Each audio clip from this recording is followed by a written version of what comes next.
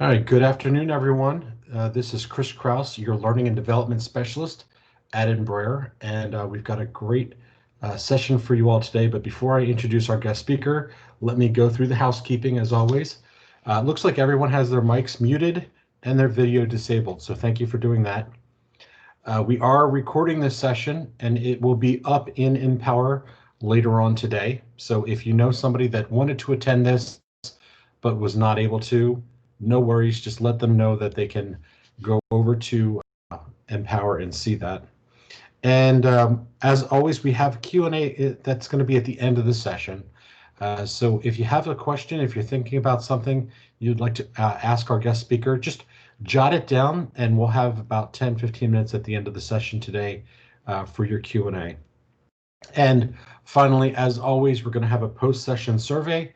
Today, I'm going to send it to you via email. So after the session is over, you'll get an email link.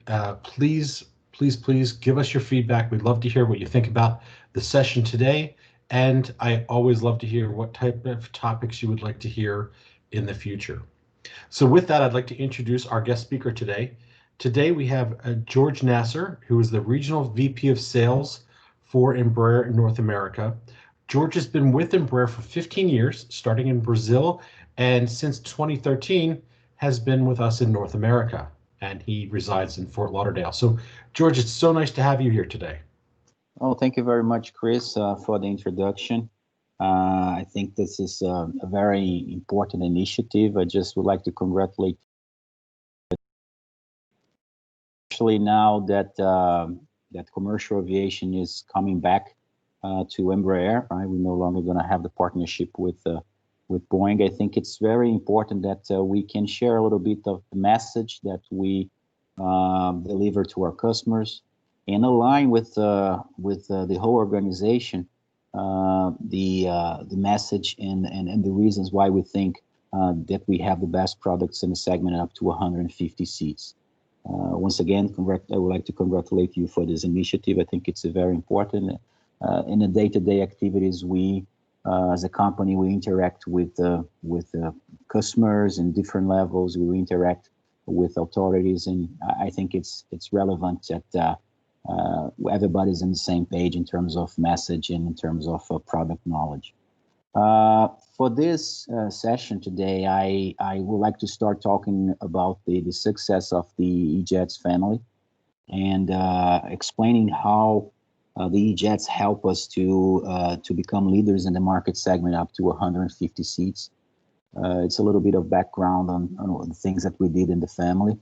And I also think it is important to talk about the regional jet market in North America, specifically in the US and Canada, talking about the characteristics of this market, because there are some differences between the market here and the rest of the world. So it's important, I guess, and it's very relevant for Embraer Commercial Aviation, the North America market.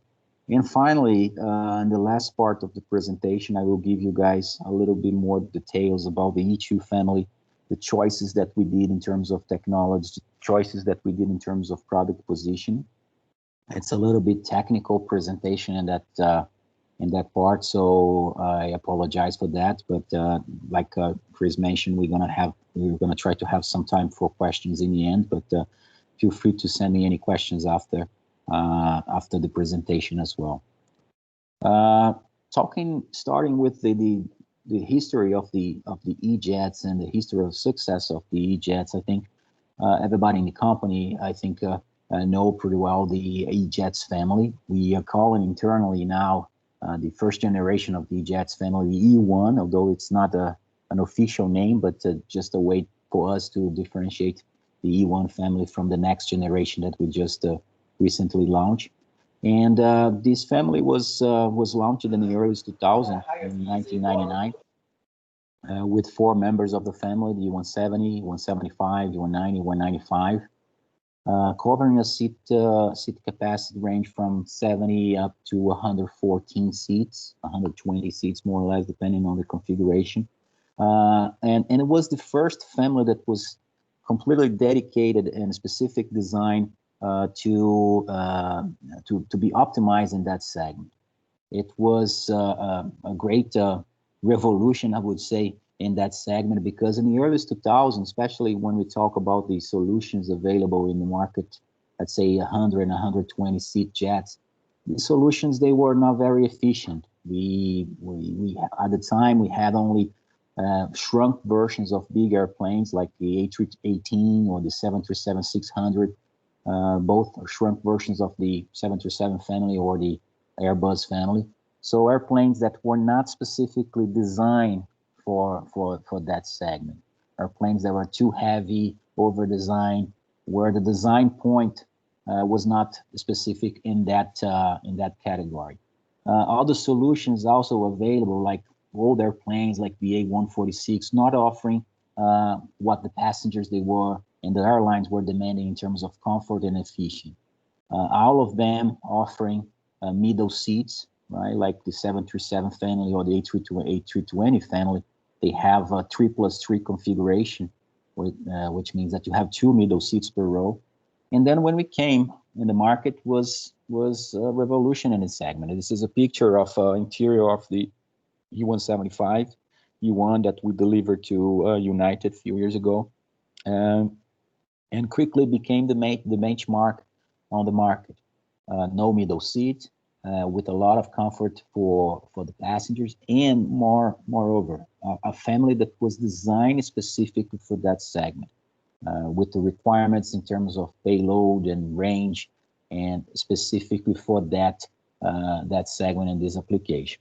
Part of the DNA of the E-Jets family relies on the double bubble fuselage cross section. Here we have in that picture. There are some airplanes that they have a typical circular cross section, but in the case of the E-Jets, we came with this different design. Actually, 2 circles here that they are placed in a position that offer the best trade-off between cargo volume, cargo capacity, but with no compromise in terms of comfort for the passengers. So with this configuration, we were able to offer the wider seats in the category, in the segment, wider aisle, and much more comfort for the passengers. And on top of that, with no middle seats, because we have a 2+2 configuration. Basically, what we say is that everyone gets a window or an aisle. And we know that when you book a ticket, every time that you try to have a window or an aisle. And because of this, and because of this efficient that I mentioned, because with specific design and airplane in that space, we became leaders in the market segment up to 150 seats. This chart shows all the players that offer products in that segment, and Embraer has today around 30% of the market share. And here we including Boeing with their 737-700 family, or the previous 737-600 airplanes. We include in the Airbus, and we also include in all the new generation airplanes. So even though Embraer became leader in this market segment, we have so far accumulated almost more than 1,900 firm orders. This number includes the firm orders for the E2 family, because we treat the E-Jets E1 and E2 as both the same E-Jets family.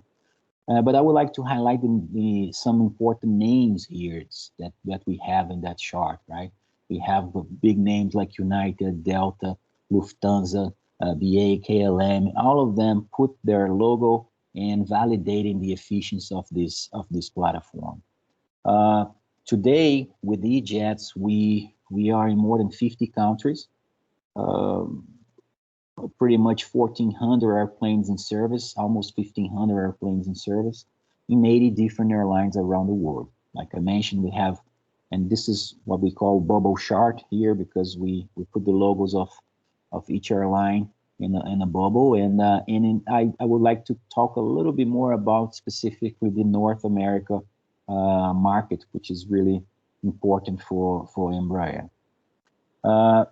So moving on to the regional jet market in North America, this is a picture of the E175. an airplane that I will explain in a few minutes that became the backbone of the regional aviation in North America. But before I talk about the product and how we became leaders also in this specific segment, I would like to talk about important factor, important characteristics of the market here in our region. This is a chart that we call the spaghetti chart. Right? It shows how the major airlines here in the center of this chart, like United Airlines, like American Airlines, like Delta, and we include Air Canada and Alaska here, how they relate with how is the relationship with the regional carriers in the regional as well. So represented here by those bubbles in the border of this chart. Basically, all those big names like we call legacy or major carriers like United, American, and Delta, they rely a lot of their network on the connectivity, right? They need to feed their main hubs, their main airports, with passengers come from mid-size and small-size airports and cities and communities. And of course, to do that, to flow this traffic from those small communities or mid-size airports, they need to rely on small jets, regional jets or regional airplanes. The tricky part is that all those legacy airlines, like I mentioned, United, American, and Delta, they have cost structures, fixed cost, overhead costs. They're really high because of all the benefits, the seniority of the pilots, and the structure. They are companies that have been in business for several years. They have fixed costs that are very difficult to dilute in smaller airplanes. So the system here that works pretty well in the United States and Canada, there are in other places of the world also. We see this type of structure as well. Is that major airlines, they usually subcontract regional carriers to fly on their behalf the small airplanes. So, for instance, United subcontract SkyWest that operates, that is focused and specialized to operate regional jets and with a much lower cost structure to fly and to connect passengers through the hubs to mid-size and small size seats. And they do this even contracting and subcontracting third-party companies like Republic, SkyWest, Mesa. But they also, in some cases, they own their own companies, like America owns Envoy, but it is being treated as a separate company with a different cost structure. The tricky part here is that the pilot unions of those major airlines, they usually try to control and put some limitations in terms of those subcontracts. Those contracts usually we call CPAs, capacity purchase agreements, where United, for instance, goes to SkyWest and tells exactly what is the schedule they want to fly, the number of flights they want to have, the number of airplanes that they need to be operated, and they pay a fee for SkyWest, but the airplane is painted as United. For the passenger, this is transparent. The only thing that you're going to see is that United Fly operated by SkyWest or United Fly operated by Republic. But the pilots of the mainline carriers, they, like I mentioned, they try to establish some limits here. Otherwise, the major carriers will subcontract their whole operation using a much lower cost structure. And they create some type of agreements between the pilots on the mainline carriers to establish the limitation that they can be used to operate within the regional carriers. We call those type of contracts the scope clause. So, for instance, this chart here shows a table where we have a summary of the scope clauses in the United States. So, Delta pilots, they establish, along with Delta Airlines, limits in terms of number of airplanes that can be operated in each category under those CPA agreements. So Delta only can have 125 airplanes with 50 seats being operated by a regional carrier. They can have up to 223 airplanes in the size of 76 seats to be operated under the CPA agreements. So, and more or less, the major carriers, they have similar scope clause and similar limitations. This type of limitations, they usually change from time to time. Last time that we have a big change was in around 2010, 2012, after the consolidation of the airlines here in US. And during this last change, we saw the number of airplanes in that space here being increased. So the scope clause agreements, they were allowing more airplanes in the size of 76 seats, creating a demand specifically for our segment, right? Since the E175 is exactly an airplane that can be configured with 76 seats. E17, E175 can operate in that segment here. We saw this big wave of demand coming with the change in the scope clause back in 2010, 2012, I would say. And we at that time, we decided to improve even more the E175. The E175 was launched, like I mentioned, in the early 2000s. And in 2013, already expecting this big wave of orders because of the change in the scope, we introduced several modifications in the E175 to make the airplane even more attractive, even more efficient. We call this internally the E175 Plus, and this airplane quickly became the backbone of regional aviation. We did several modifications in the airplane at the time, aerodynamic cleaning, and the most important and relevant one was the new wing tip that increased the wingspan of the airplane from 88 feet to 94 feet. And the final result was that we were able to increase or to improve by 6% the fuel consumption of the airplane versus the original E175 E1. Everything was, like I mentioned, was done already expecting and to be prepared, and Brett was proactive to be prepared for the big wave of orders that we anticipate that will come with the change in the scope clause. This modification aligned with the fact that we design an airplane to be very comfortable, to offer a new level of comfort in the segment, help us to achieve incredible numbers in terms of market share. This chart here shows, for instance, a cross-section comparison between the E-Jets and the CRJ 900, and it's a complete. We can see here that it's a completely different concept, right? The E-Jets cross-section here, the double bubble cross-section, offers wider cabin, wider aisle, higher aisle as well, and wider seat. And this is, of course, along with the modifications that we did, help us to achieve 84% of market share since 2013. So this is an incredible number, and help us to explain why, for instance, Bombardier decided to sell the CRJ program. After 7 years of competition with us, I mean, clearly the 175 became the preferred choice here. Very important and significant market for us, and we still have customers knocking on our door and looking for more airplanes to be delivered and try to buy airplanes in that space. Of course, the COVID situation affected us as well, but the market is we still expect some demand in that segment as well. But let's talk about the next generation, the E-Jet Z2. This is a more, I would say, technical presentation, more focused on the product.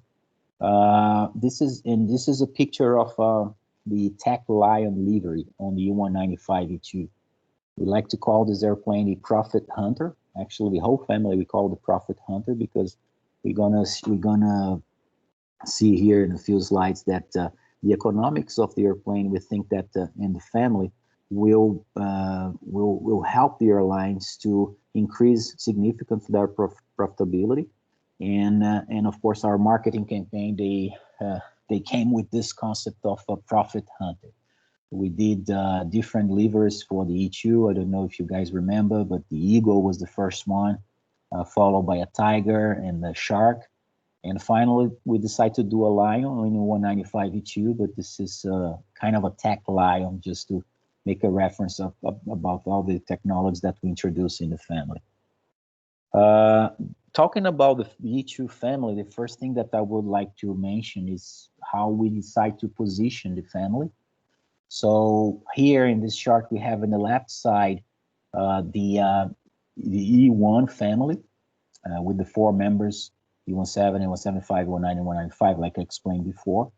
And how it's gonna be the E2 family, the next generation. So basically, we are moving from 4 members of the family to 3. And actually, we think this way we will be able to offer a better coverage in the same market. We know overlap in terms of seat capacity. We have a clearer differentiation in terms of seat capacity among the members. We are no longer doing the E170, the E1. We think because of all those changes that I mentioned about scope, the focus of the regional market, especially here in the West, was more focused on the E175 capacity. So no need more for the E170 in our view for the future. The E190, we decide to keep the seat capacity from the E1, which is typical a typical 100-seater, is the core of the family. We still see demand and a lot of demand for these airplanes, specifically outside of US, I would say. And in terms of seat capacity, the main difference that we have from the E2, from the E1 to the E2 is the E195 E2, where we add 3 more rows on the airplane, and we increase the seat capacity that now we have the ability to accommodate up to 120 seats in a dual class configuration. Or in a high density configuration, we can achieve 146 seats. We are betting a lot on this airplane. We think that the economics of specifically on the E195 E2 will create also a revolution in that, specifically in that segment. In this chart, yet I would like to highlight the range capability of the E2 family here in the right side. I will explain with more details about the technologies and the choice that we will decide to do in terms of design. But we were able to optimize each member of the family with one single wing and dedicated wing for each member of the family, in a way that, for instance, for the E190, we are delivering pretty much a coast-to-coast airplane with a range capability around 2,900 nautical miles. And in the case of the E195 E2, even carrying much more passengers, much higher payload, we are able to deliver 2,600 nautical miles of range, which is which is greater than any range that we see in any member of the E1 family. So E195 E2 has more range than the previous E190 E1, even though in the case of the E195 E2, we are able to carry much more passengers, right, up to 130 seats in a single class configuration. The airplanes, the E2 family was, probably you guys know, was launched in 2000, officially launched in 2013, 2014, but the first ample airplane to enter into service was the E190 E2 that entered into service in 2018 with the first customers Widerøe. Followed by the E195 E2 that entered into service last year in 2019.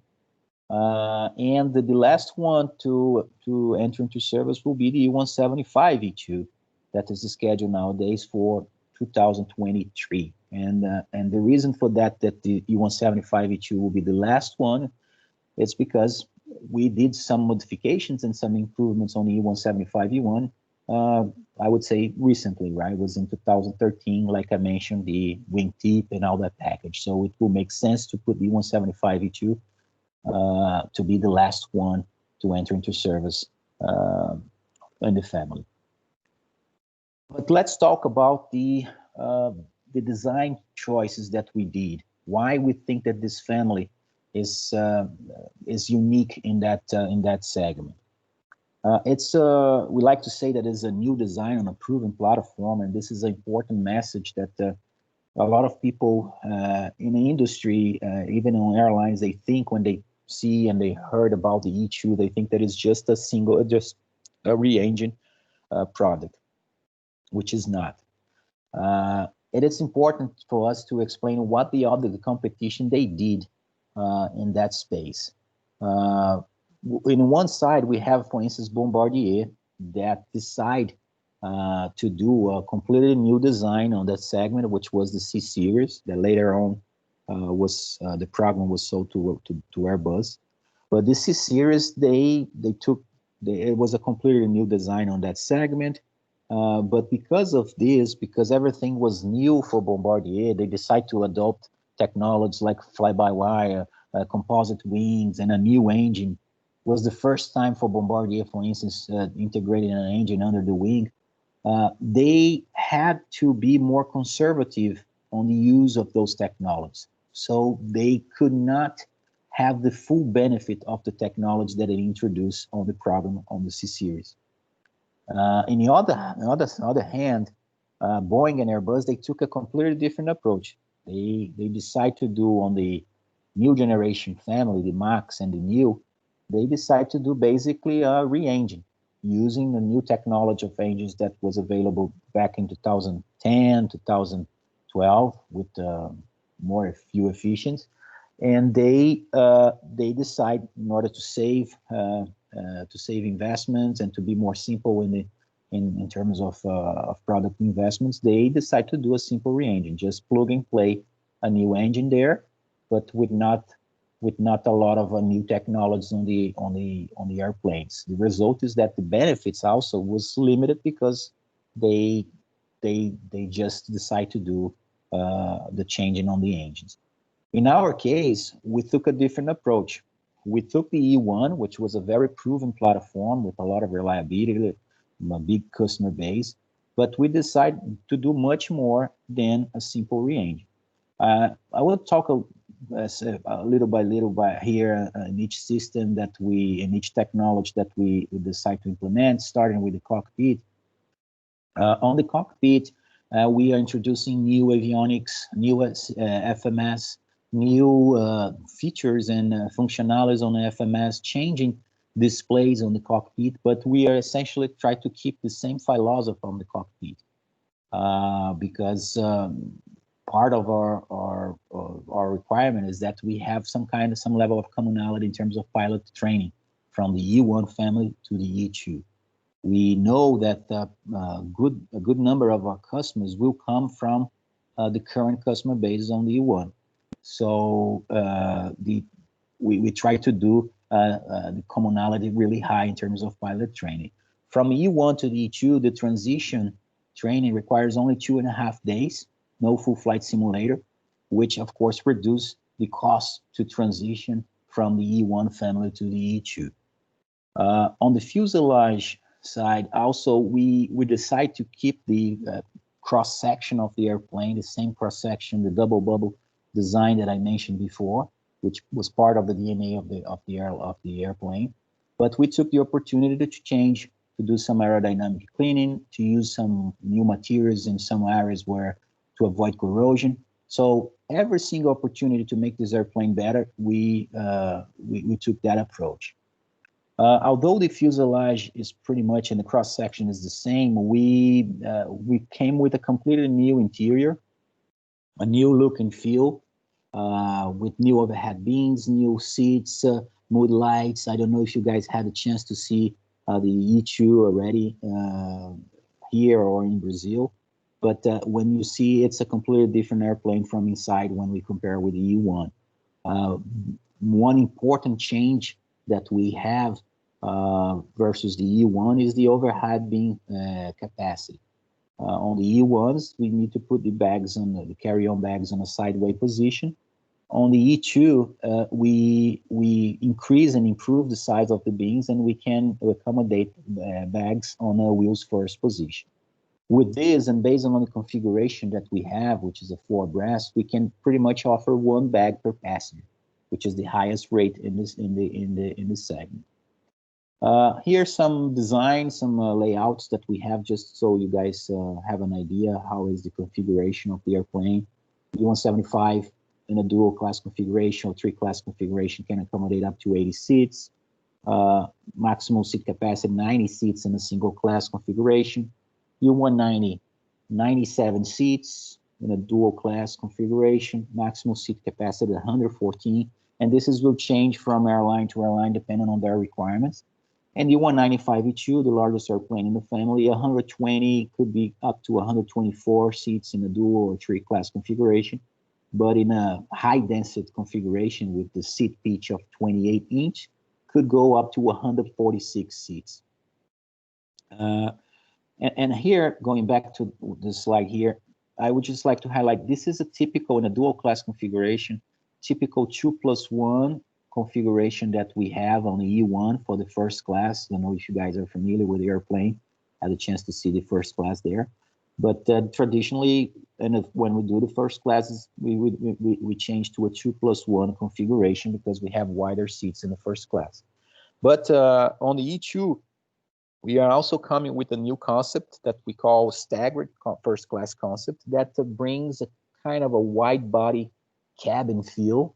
We were able to optimize the space here. We reduce a little bit the seat pan on the first class seats. We optimize the space using a similar armrest here, and we were able to do a first class with the 2+2 configuration, offering much more leg room and a seat pitch that could go up to 51, 52 inches. And the magic and the good thing here, which is makes this as a smart solution, is that here we have a comparison of the tradition 2+1 configuration for the E195-E2, 120 seats, 12 seats in the first class. And on the staggered configuration, we can do the same 12 seats in the first class, but instead of using 4 rows, in the case of a 2+1, we just need 3 rows because we have a 2+2 configuration. So pretty much we can have the same footprint and requiring in the 12 seats in the 2+1 configuration when we go to the staggered configuration. The advantage is that we can move the seat pitch, the leg room, from 37 inch to 51 inch without any compromise in terms of total number of passengers. So we still have 120 seats. It's a clever and a smart solution that we are offering as an option to airlines. We're still offering also the 2+1 configuration in the first class. We are another highlight on the cabin is that we did a comparison with the A220, right, or the C series, and the cabin noise level, we have the quietest cabin in that category, and we beat them in terms of noise in any single phase of the flight.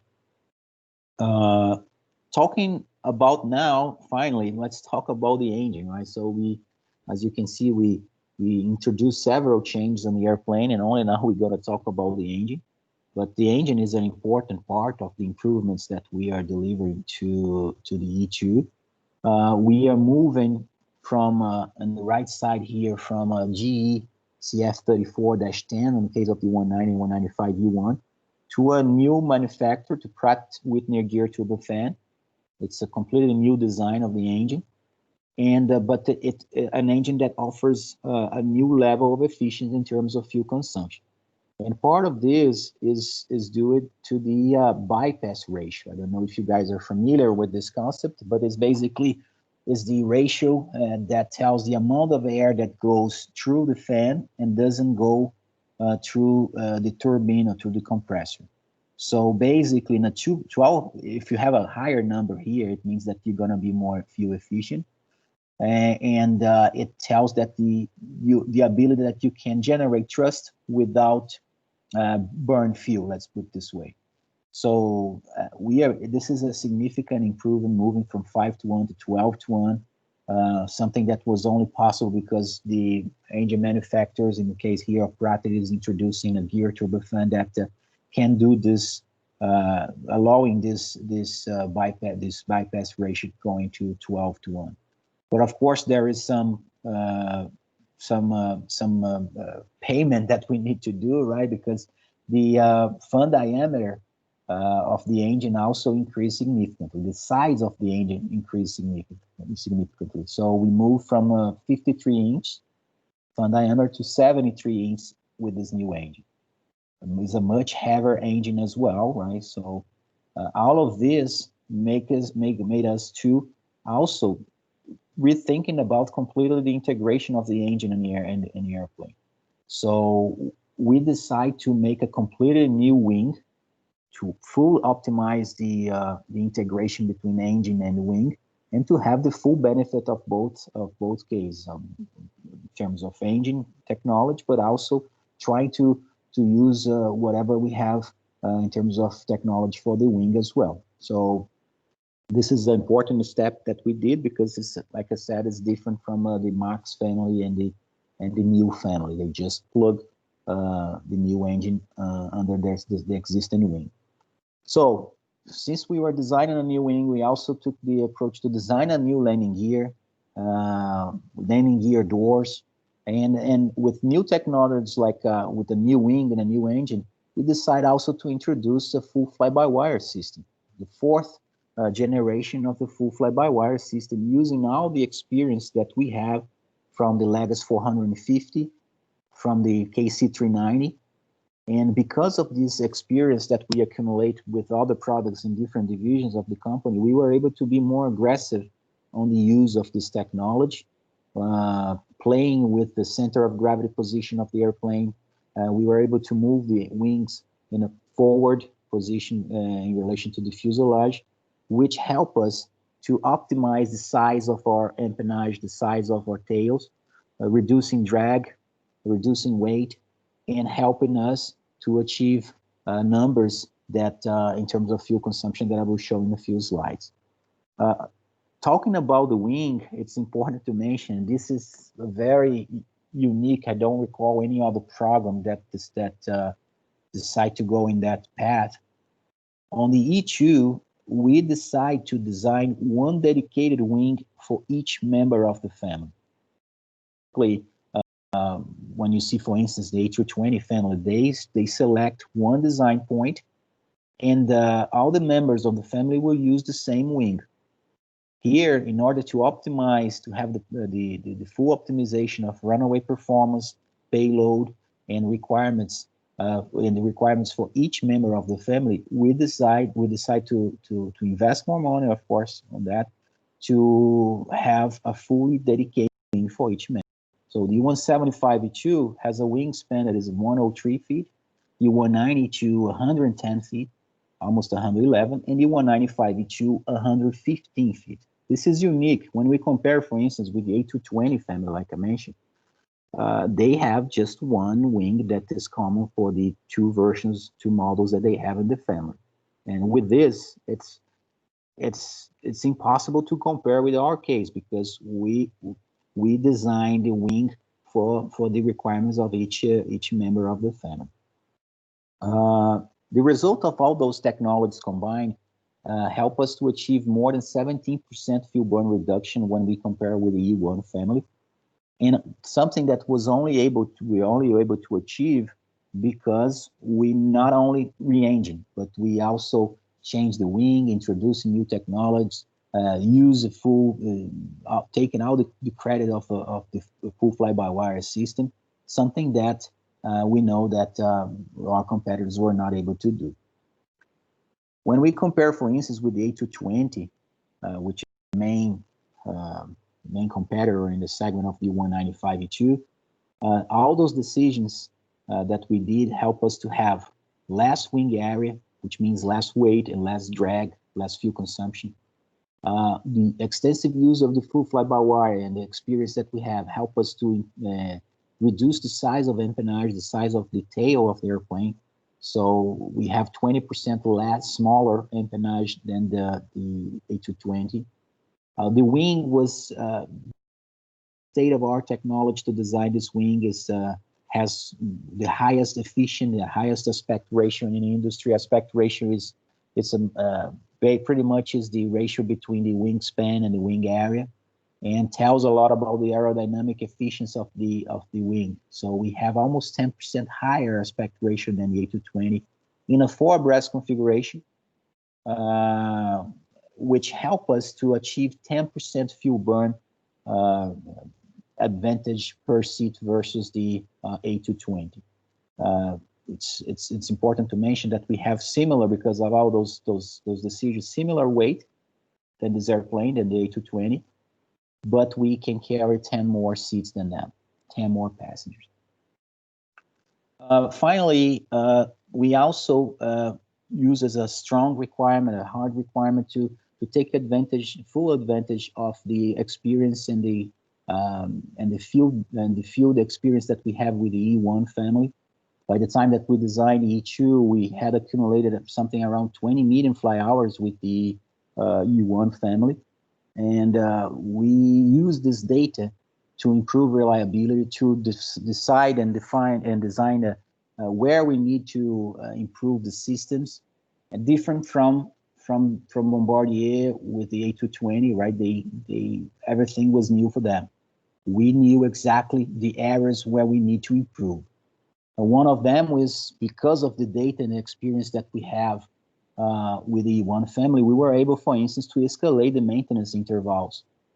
Something that was only possible because we have a lot of statistical data on the fleet that help us to move the intervals, for instance, the heavy checks from 7,500 flight hours to 10,000 fly hours in the case of the E2. The result of this is that when we compare, for instance, in a 10-year scenario, the number of the E-Jets E2 will require only 2 hangar visits, and while the competition will require something around 3 or 4 hangar visits in the same period. We have the longest interval in the category with no calendar limitation.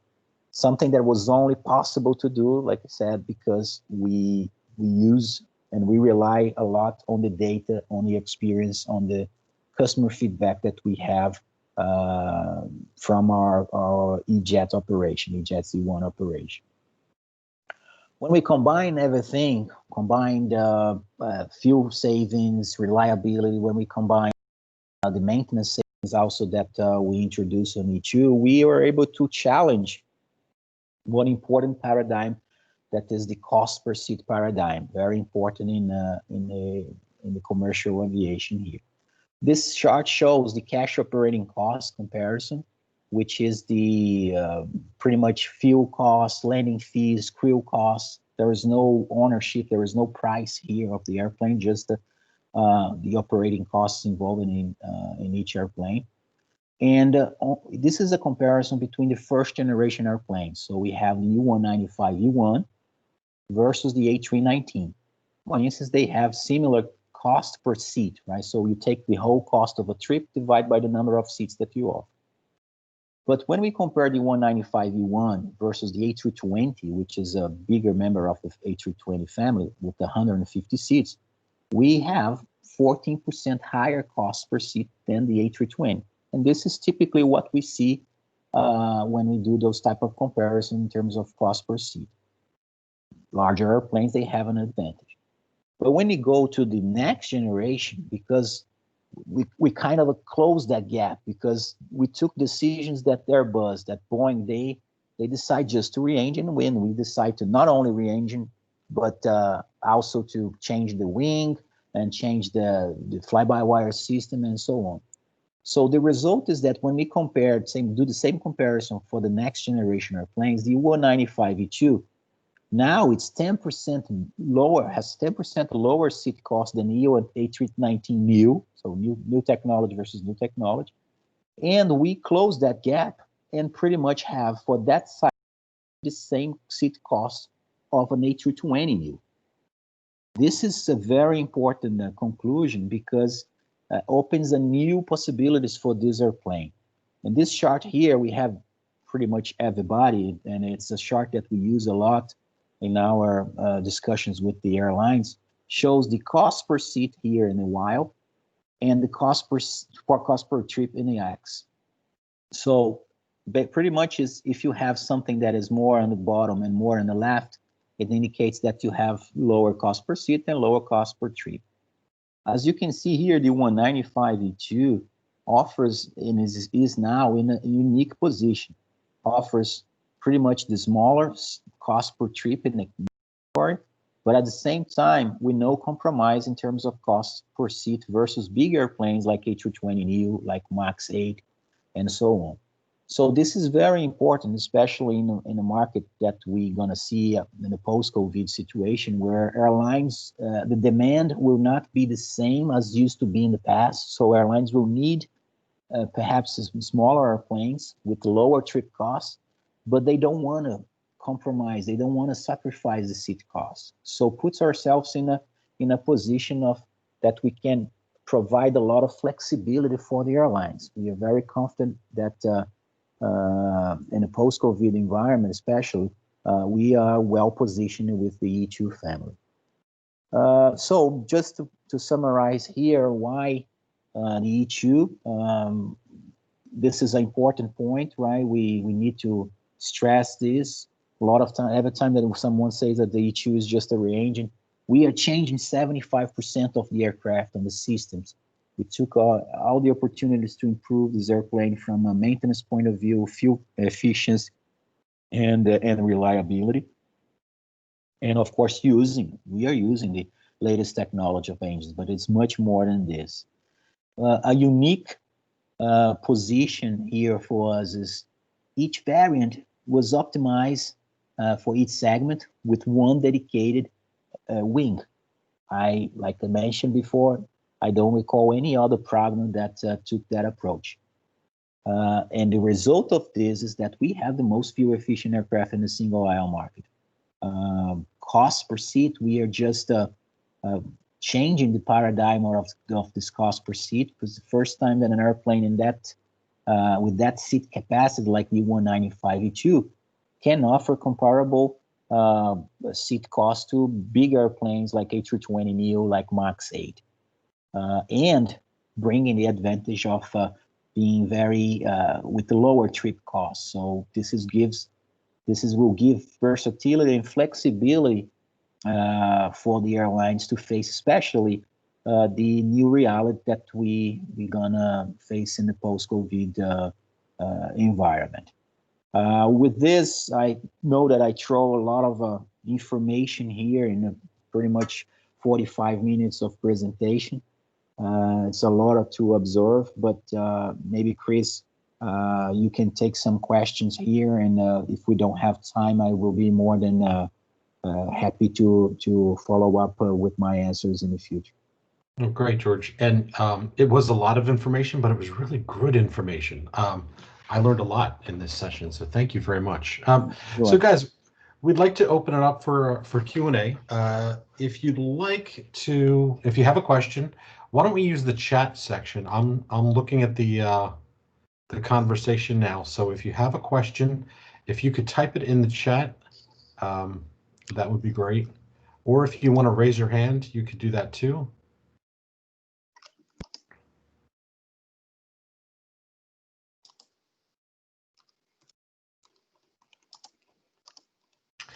And George, we'll give everybody a minute or two to sure. to type in their questions. It was a lot of information, but I think it's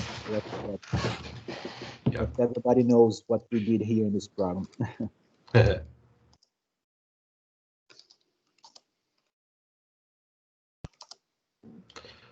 Okay, let's see. The first one comes from Doug Davidson.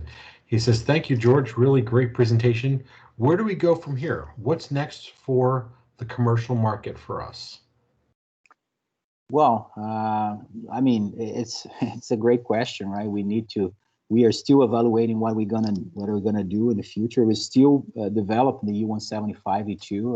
Like I mentioned, we went into service in 2023. Let's say this year was a very different year, right? It's, of course, we were expecting to amp up and to have more orders for the E2, but was postponed. But like I mentioned, I think that the scenario will actually could favor Embraer because we have a smaller airplane, that we have a airplane that for the airlines, they will see that is less risky to open new markets because of the trip cost. So we are expecting to see how we're going to ramp up the program. Talking about new products, Embraer is continuing evaluating several different alternatives.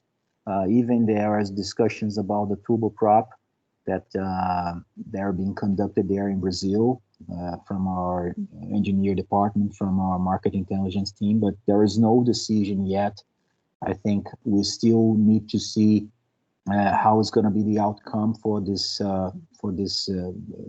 post-COVID environment to take any decision. Very good. Our second question is from Daniel Marimoto. Daniel asked, E2 below the current MTOW scope clause of 86,000 pounds? Well, technically, it's very complicated. It's a great question. I think that we didn't mention that the scope clause is today, as is, established that the E170 or the 76-seater airplane needs to have a maximum takeoff weight of 86,000 pounds. There is a technical difficulty on that because the engine, like I mentioned, is much bigger and much heavier, and so the MTOW, the maximum takeoff weight of the E175-E2 is around 98,000 pounds. So if you try to come back and reduce and cut artificially the maximum takeoff weight of the E175-E2, you start having some compromise in terms of range capability. It's a difficult decision. Our approach was we're still gonna do the E175-E2 as it was the schedule, and the entry into service was pushed to 2023. And for us, for a manufacturer, we need to design an airplane for the next 10, 15 years, right? So we saw this in the past. The scope changed from time to time. Maybe that's a good time to have another scope clause discussion, right? Because of all those the pandemic situation and the crisis that is affecting our industry. We are betting on this. And another point is that we have going to still in production, that is the 171, that is the scope compliant, which is and we don't have plans to stop the production of the E175-E1. So I think we are well positioned in terms of we have a solution. We pretty much are the only girl in town for that market today with the E175-E1, and we are preparing ourselves for any potential scenario of change in the scope with the E2. I think. But from a technical point of view, making E2 fits under 86,000 pounds, I think, is going to be really challenging. Got it. And the next question, you might have answered it in this, but I'm not technically savvy enough to know. But Gregory asks, how is Embraer addressing the scope clause issue in North America concerning 175-E2? Yeah, I think I think it's pretty much part of my answer. I think we have the two products. That's our answer. We have the 175-E1 with 85% of market share, and it's still going to be there, and we are preparing ourselves for the future. It's the cycle for the airlines are different from the cycles for OEM. We take like 5 years sometimes to develop a new product, and we need to try to predict where is going to be the industry 10 years from now. That's the challenge, and the approach was to having two products to address that market. Yep, very good. Doug, you've got another question. I thought, did I say one per person? I guess not. So I'll let you go with this one there. Doug, how can we capitalize on our competitors' failures in the market with respect to MRO? Can we steal their maintenance business and convert those clients like Bombardier or especially Sukhoi into Embraer customers by providing service to those customers? Well, I think we rely a lot on the service and support organization. I think I talk a lot about product. I never work on our service and support side, but it is part of the same pitch, right? I mean, when we sell on a product, they're gonna be in operation for the next 10 and 15 years there, and the feedback that we have from customers is outstanding, right? I think that we are trying to work more to coordinate more and during the sales campaigns with the with our services team. We see more and more this on the E2. There are several initiatives in commercial aviation on how to integrate and how to come with the same and aligned pitch for the customer since the beginning. Because usually what used to have is we sell the airplane and then the guys from VSS goes there, but now we are trying to integrate everything and provide the solutions right in the front. And I think that we are achieving good results. I saw some campaigns where we are trying to offer a single package, and I think that's the way to do that. And regarding the competitors, yes, I mean, I think we have a well-established brand in the market, specifically here in North America. So I think the customers, they recognize that. Very good. James Reed Bailey Jr. asks, are there any U.S. mainline airlines currently considering the E2? Yeah, we have been working even with the pandemic situation. We have some campaigns going on in North America for the E2. I cannot disclose exactly where it's going to be, but we are confident that we're going to have good news maybe in the near future. Great, very good. And Marcelo Pasos asks, some time ago, a customer purchased the E175 E2 in the US, but at the time they said they would not be receiving the aircraft because of the scope clause. Now that the EIS has been postponed to 2023, are we considering changes to the aircraft to make it compliant with the scope clause, or do we expect the union to be more flexible with it? Yeah, I think it's part of the answer that I mentioned before. I think the approach that we decide to do is to keep both airplanes running in parallel. The E175E1 and E175E2 will be a response for a scenario where we're gonna have it will require flexibility from the pilot unions in terms of scope clause. Got it. And our next question is from she asks,